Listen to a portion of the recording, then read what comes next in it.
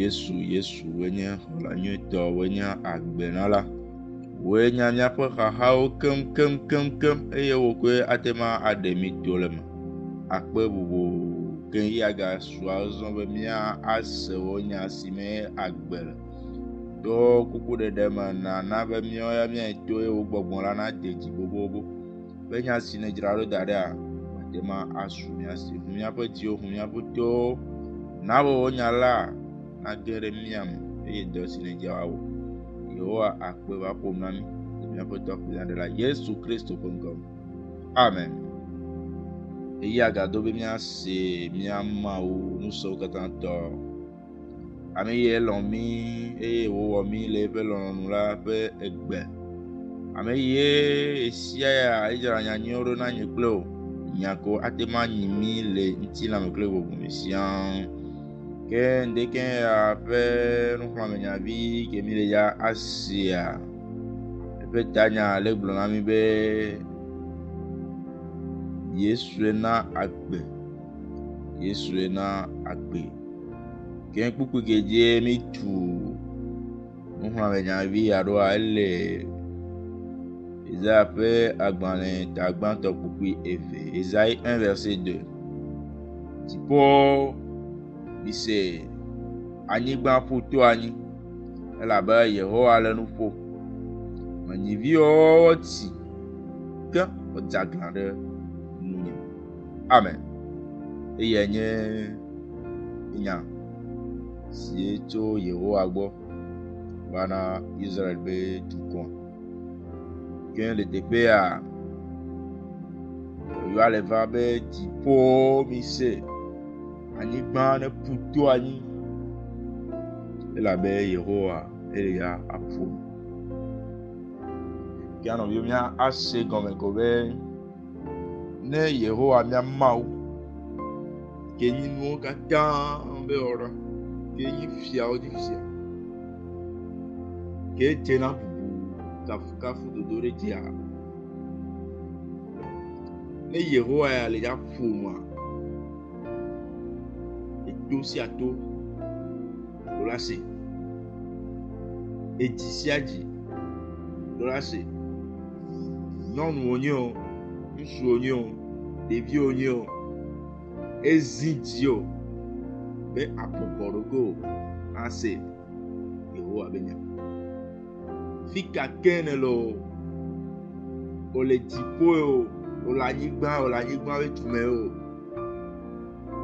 do pe ke le asi o le anyigba dzi o ezi dzi o be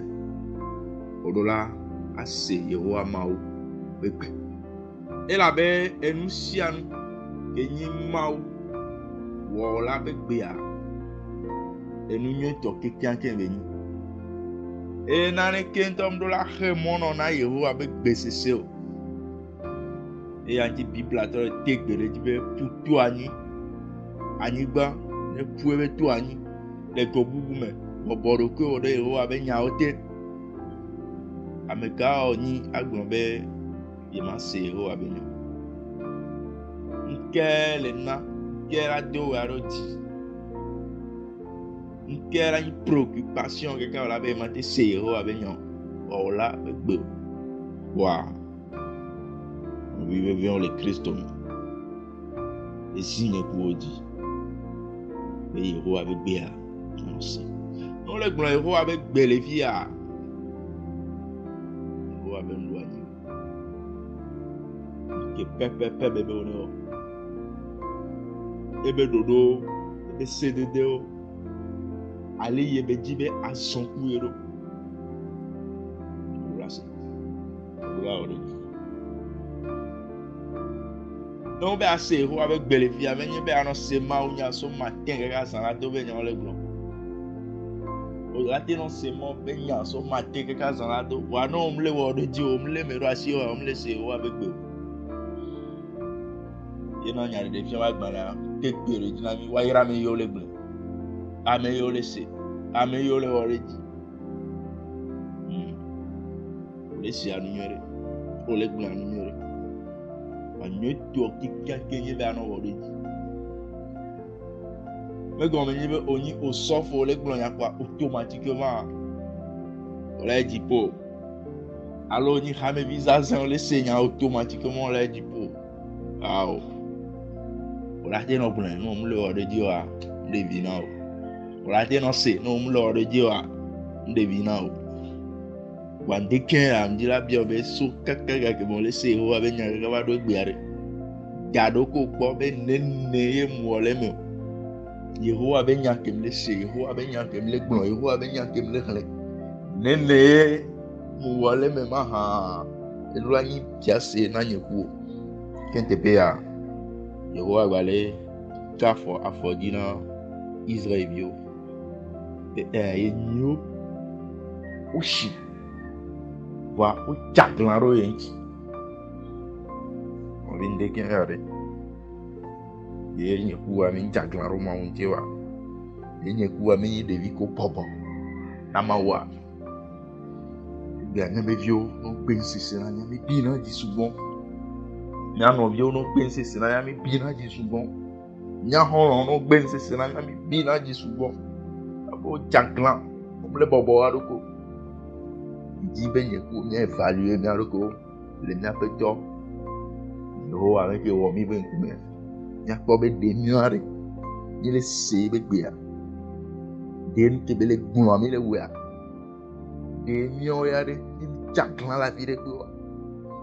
de popo nyenye ye o le ji so mi agbare elea alo nya be do pe ona be ijo le gbo bunte de ko le so na mi la ni gbanje ayo be mi jo le gbo ngba no na mi ale ngba no na mi be mia ajaglanro Yehowa antio mi anto mi do yiya mi ve fun iza be agbara itagbanto nyakpo aliye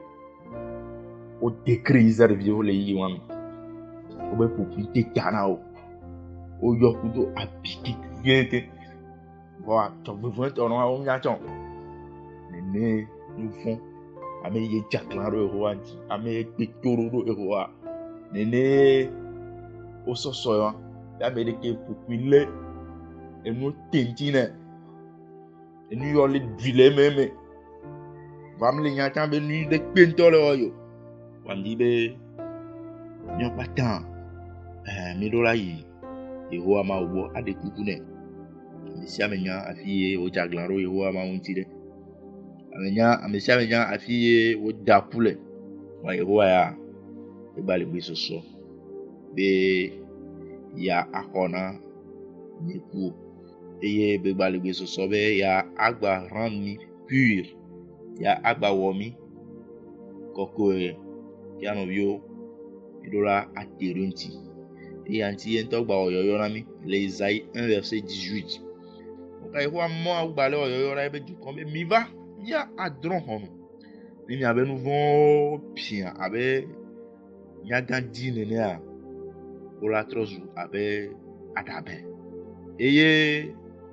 nkare ke nu von la podido nkare ke nu von la gblero kan pepe me gela no nu von si o ay ho ale gbe so be ila akulejo ila de enu von ba wu podia ila adejo ila so awukoko etia adona yeku ila atro enu von ke podi o change ila atro belazu enlefu ila atro belazu sino wano bio elebe nya ati Yehowa ya be mi nyo chan yi gba no aglanjeje me abe Israel bio nenu wa menu be ven ke sunya ko sia elebe nya akpogo melenu be wa be amenu be ven atema anomia ji be aleye Kristo donu aleye Yehowa be nya gblani le Matthieu be agban le gban table vo de kebe adin tuwi wa ya be Yesu ela be eya awade be dukon to lo abenu von me dodo ya ale na nyeku ya woni dukon ke ma wu le jabade le jabana ate na se gon be Yesu de ka ya pe atema ni ate ya pe atema plomi ya pe atema afemiam ma on espero mianti eye va yɛrɛ mi benya le be gamu das diplôme wo bubu na wo ŋkɔ wo si nye agbena la le be va be ana gbe le agbɔ susu to kuɖeɖe me na wo míawo katã míage ɖe agbe sia me to wo nya dzi akpe elabena wɔe na míaƒe Tɔ kple Nyagblɔɖila Yesu Kristo ƒe ŋkɔ. Amen.